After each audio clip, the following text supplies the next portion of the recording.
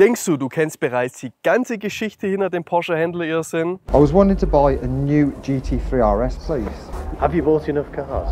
Is that I think, yeah, from my understanding is you have to have bought like a ridiculous amount of cars to even be sort of put on the list, really. Vielleicht hast du ähnliche Videos wie dieses von Mark McCann gesehen. Er deckt dabei auf, dass Kunden zuerst andere Fahrzeuge kaufen müssen, die an Wert verlieren, um überhaupt die Chance zu haben, einen GT3 RS zu bekommen. Doch was, wenn ich dir sage, dass es noch ein entscheidendes Element hinter dieser irrsinnigen Verkaufspolitik gibt, die Käufer zwingt, weitere Autos, Porsche-Uhren oder Finanzierungen zu kaufen, nur um ein limitiertes Modell zu bekommen. In diesem Video enthüllen wir die Wahrheit über den Porsche-Händler-Irrsinn und zeigen euch, warum Porsche-Händler zu dieser irrsinnigen Verkaufspolitik gezwungen sind, und decken die schockierende Wahrheit über die tatsächlichen Verkaufspreise dieser Fahrzeuge auf. Und das Ganze am Beispiel des 992 GT3 RS.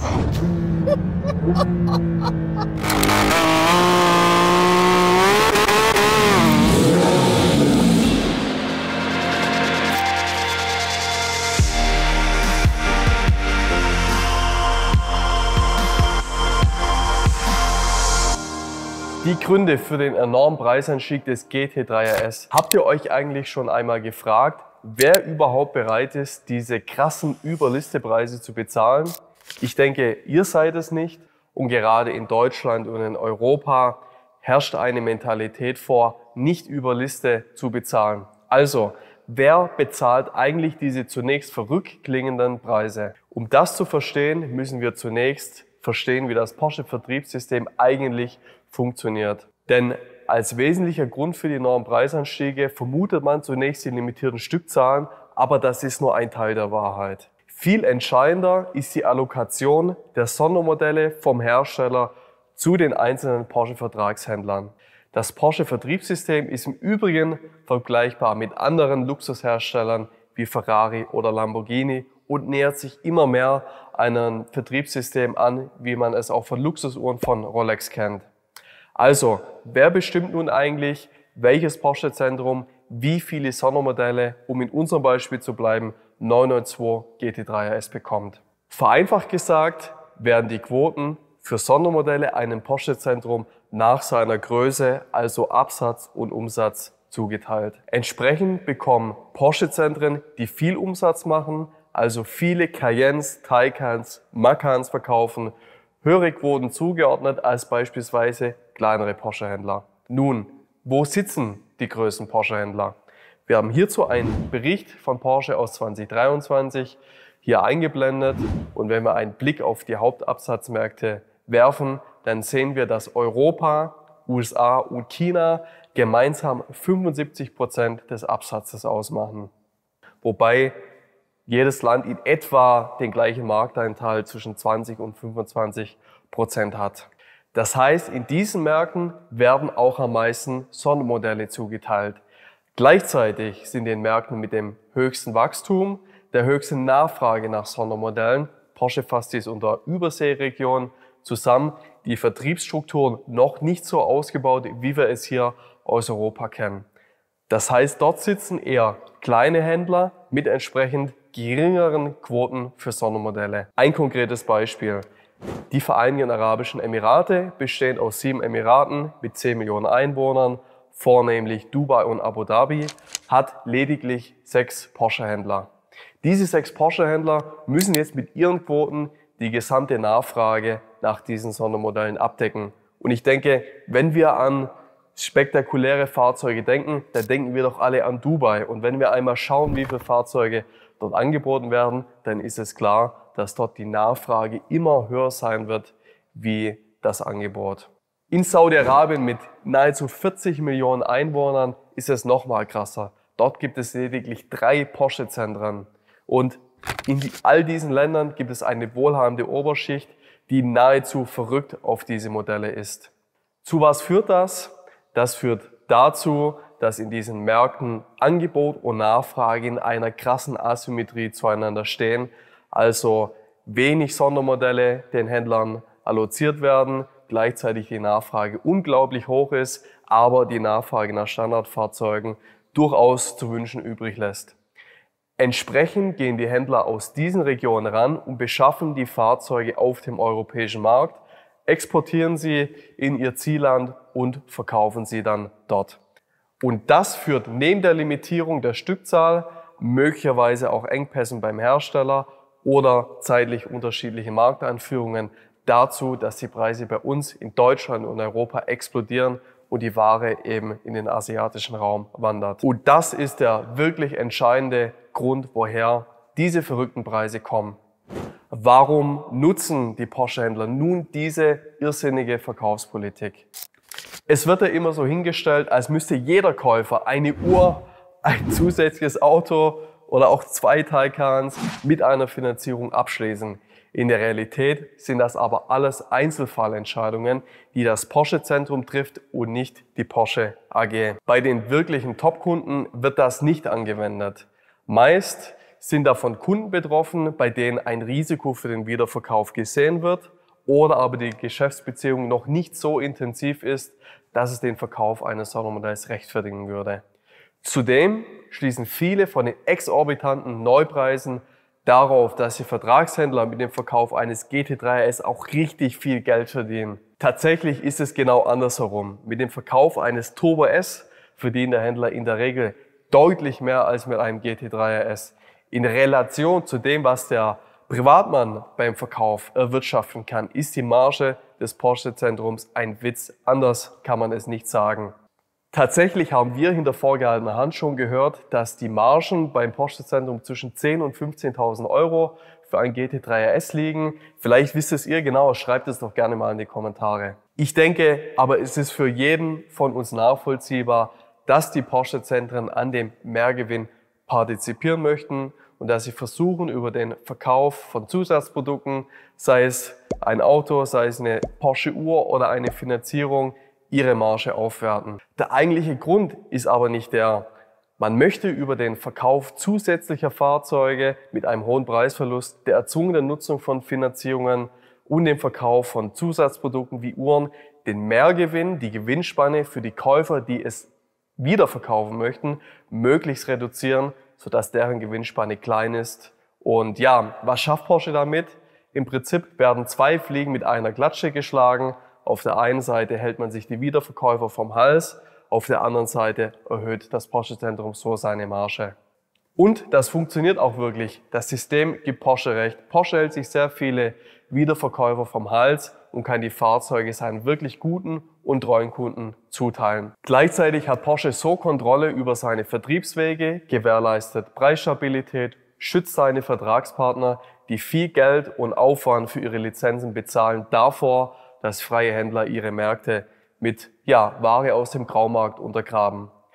Trotz allem muss man sagen, handelt es sich um eine Win-Win-Win-Win-Situation. Denn die Porsche AG hat eine sehr hohe Preisdurchsetzungsfähigkeit. Die Porsche-Vertragshändler verdienen sehr gut an den Fahrzeugen mit ihren Zusatzprodukten. Der Kunde hat weiterhin eine sehr hohe Marge, die er erlösen kann. Und auch wir als Freihändler, auch für uns bleibt etwas übrig. Kommen wir zu den aktuellen Preisen. Wo stehen denn eigentlich aktuell die Sondermodelle? Hier wieder am Beispiel GT3 RS. Hier gibt es ein Schema, das wir immer wieder sehen, ein Muster, das wir herausgearbeitet haben und euch einmal hier plakativ in einem zugegebenermaßen vereinfachten Modell darstellen möchten. Es ist wichtig zu sagen, dass wir hier von einem begrenzten Betrachtungszeitraum sprechen. Ich sage in etwa die ersten 4 Jahre. Danach gibt es dann verschiedene Szenarien, wie die Kurven sich weiterentwickeln, beziehungsweise die Graumarktkurve. Dazu haben wir ein Diagramm vorbereitet. Auf der Y-Achse sehen wir die Preise und auf der X-Achse die Zeit. Dort sind 2 Kurven eingezeichnet. Die erste Kurve, die hier so treppenförmig verläuft, ist eben der Liste-Neupreis. Wieso verläuft der nun treppenförmig?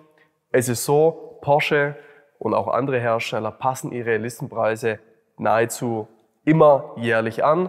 In den letzten Jahren war bei Porsche die Erhöhung in etwa immer bei 5%. Also eine Treppe widerspiegelt ein Modelljahr. Es kommt zu einer Preiserhöhung und dann läuft der Preis wieder für ein Jahr und entsprechend geht es dann so weiter. Die andere Kurve, die wir hier abflachen sehen, die S-Kurve, das ist jetzt der Graumarktpreis. Und wir sehen hier eben, der fängt ganz oben an. Also wenn die Fahrzeuge neu auf den Markt kommen, gehypt sind, wenig Quoten eben produziert werden, ist er entsprechend am höchsten. Er hält sich dann auch relativ lang. In etwa beim 902 GT3 RS haben wir es hier schon mit bald 24 Monaten zu tun. Allerdings kommen wir dann an den Punkt, wo dann die Steigung zunimmt und die Kurve dann stark abfällt. Und wir sehen dann hier in einem relativ kurzen Bereich ist ein sehr großer Wertverlust dann zu erwarten, so auch beim 992 GT3 RS. Und diesen Zeitpunkt richtig zu antizipieren, ist sehr, sehr schwierig und da haben auch wir schon uns richtig die Finger verbrannt. Jedenfalls unten nimmt die Kurve dann wieder an Steigung ab und nähert sich dann einer horizontalen an, bei der sich der Graumarktpreis leicht überhalb des Listenneupreises einpendelt. Was sagt uns das Verhältnis der beiden Kurven zueinander? Im Prinzip sind die Flächen zwischen den beiden Kurven die potenziellen Margen, die der Wiederverkäufer erzielen kann. Beim Porsche GT3 RS war es beispielsweise so, dass ein Fahrzeug mit Weichsach- und Keramikbremsanlage mit dem Listenpreis 23 in etwa bei 310.000 Euro lag und der Höchstkurs für die Autos war, wenn es keine Paint-to-Sample-Fahrzeuge waren, in etwa bei 450.000 Euro. Also 150.000 Euro potenzielle Marge. Im nächsten Modelljahr wurden die Preise dann wiederum um 5% angehoben, also nahezu 320.000 Euro für dasselbe Fahrzeug mit einem Marktkurs, der in etwa noch bei 380.000 bis 400.000 Euro liegt. Dann 2024 erneute Anhebung und erneuter Verfall der Zweitmarktpreise. Und so sieht man dann eben ganz schön, wie dann in Abhängigkeit des Lebenszyklus, des Marktzyklus, so ein Auto dann auch mehr Erlös bringen kann. Doch wo stehen wir aktuell beim 992 GT3 RS? Wir vermuten mit der Markteinführung Ende 2022, nun haben wir Mitte 2024, dass wir wirklich kurz vorm Kipppunkt stehen, dass jetzt noch möglich ist, einen super Preis zu erlösen, aber womöglich schon die nächsten Wochen und Monate wir einen sehr rapiden Einbruch sehen werden. Ich gehe durchaus davon aus, dass wir zwischen 10 und 30% kommen können. Und hier gilt es jetzt eben zu sagen, wenn ich das Fahrzeug rein als Investment gekauft habe, dann ist jetzt vielleicht wirklich die letzte Chance gegeben, hier noch einen guten Verkaufspreis zu erlösen und das Fahrzeug abzustoßen. Denn schon bald werden wir in den Bereich kommen. Ja, die Fahrzeuge werden zwar weiterhin über Liste gehandelt werden, aber dann sprechen wir vielleicht mittelfristig noch über 20.000, 30.000 Euro, aber auf keinen Fall noch sechsstellige Bereiche. Am Ende dann eben, auch wenn wir uns den 991 anschauen, vor Facelift, werden wir damit rechnen, dass die Fahrzeuge sich zwischen 0 und 10% über dem Neupreis einpendeln werden. Für Fahrzeuge in Paint-to-Sample, anderen Konfigurationen mag das Ganze anders ausschauen, aber wenn ihr in einem Jahr einsteigt, dann halte ich es für realistisch, dass ihr die Fahrzeuge zwar über Neupreis erwerbt, allerdings dann auch ohne Wertverlust einen Wiederverkauf dann entsprechend vornehmen könnt. Ja, es ist wie gesagt eine zeitlich begrenzte Betrachtungsweise und womöglich gibt es dann verschiedene Szenarien, wie die Kurve dann außerhorizontal sich weiterentwickelt. Da mögen wir heute noch nicht sagen, wo beim GT3 RS die Reise hingeht. Da gibt es Autos, die eine wesentlich sichere Kurve dort auch haben. Ein Sport Classic, ein Dakar, die sind da auch, was die Stückzahl angeht, wesentlich interessanter. Also zusammenfassend, Porsche ist nicht ganz so böse, wie man es zunächst hinstellen möchte. Klar, es fällt einem einfach, jetzt hier die Extrembeispiele rauszuziehen, wo ein Kunde 2 Taycans kauft, eine Uhr kauft und auch noch eine Finanzierung abschließt. Aber wir sehen, es ist nicht jeder Kunde davor betroffen und eigentlich werden die wirklichen Kunden dieser Fahrzeuge dadurch geschützt, dass eben über den Verkauf von Zusatzprodukten die potenziellen Gewinnmargen so geschmälert werden, dass die Wiederverkäufer in erster Linie die Fahrzeuge schon gar nicht kaufen und Porsche seine wertvolle Quoten auch in die Märkte einschauen kann, in der seine Top-Kunden sitzen, in der die Porsche AG eben auch entschieden hat, seine Kunden zu beliefern. Insofern wird der 992 GT3 RS einen ähnlichen Werdegang vollziehen wie bereits schon der 991, Vor-Facelift und Facelift. Die Fahrzeuge werden heute in etwa zum Listenpreis teilweise vielleicht noch 10% darüber, wenn es wirklich ein cooler Spec ist, gehandelt und nichts Neues. Auch der GT3 RS wird sich bald in einem Niveau befinden, wo ihr ihn in Europa etwas über dem Listenpreis kaufen könnt und wo er sich vermutlich auch mittelfristig einpendelt und ihr dann wertverlustfrei so ein Auto besitzen und fahren könnt. Ich hoffe, wir konnten so ein Stück weit eine differenzierte Sichtweise auf die Verkaufspolitik bringen. Auf der einen Seite, es gibt sehr gute Argumente, wieso diese Verkaufspraktik verwerflich ist. Auf der anderen Seite sprechen auch sehr viele Argumente dafür, seine Kunden zu schützen. Und uns würde nun brennend interessieren, auf welcher Seite bewegt ihr euch? Seid ihr eher Lager, geht gar nicht oder kann man schon machen? Schreibt es in die Kommentare und hoffen, ihr hattet so viel Spaß wie wir bei der Aufnahme. Es war ein cooles Thema, mit dem sich auseinanderzusetzen und bis dann. Ciao.